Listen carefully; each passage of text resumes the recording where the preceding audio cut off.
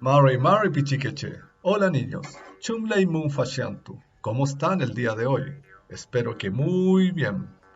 Niños, en el siguiente video aprenderemos el significado de la palabra Nehuenche. Nehuenche significa gente fuerte y es una cualidad muy importante para los mapuche.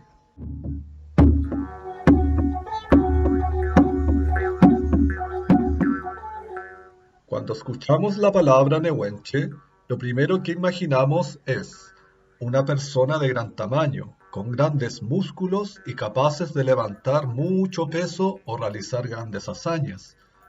Sí, es cierto. Sin duda las personas con esas características son fuertes, pero debemos saber que ser Nehuenche es mucho más que eso.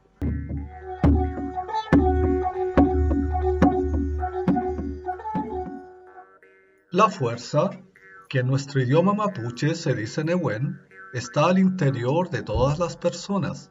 ¿Y saben qué más? Está al interior de todos los seres vivos. Nehuen está en los árboles más altos y también en las pequeñas flores.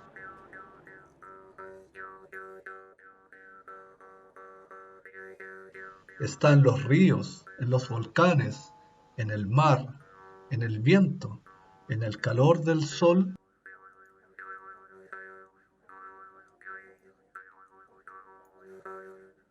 como también en los pequeños insectos.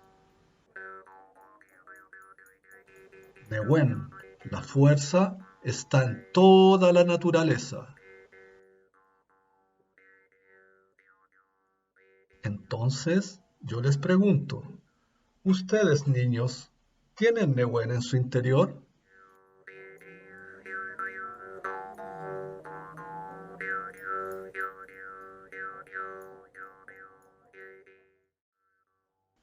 Sí, por supuesto.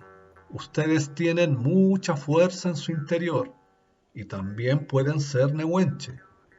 Por ejemplo, cada vez que se levantan temprano, a pesar del cansancio y el sueño, están siendo nehuenche. Cada vez que ayudan a su madre, están siendo nehuenche. Cada vez que juegan y superan el cansancio, están siendo nehuenche. Cada vez que estudian y terminan sus actividades, están siendo nehuenche. Nehuenche es aquel que da lo mejor de sí para superar las dificultades.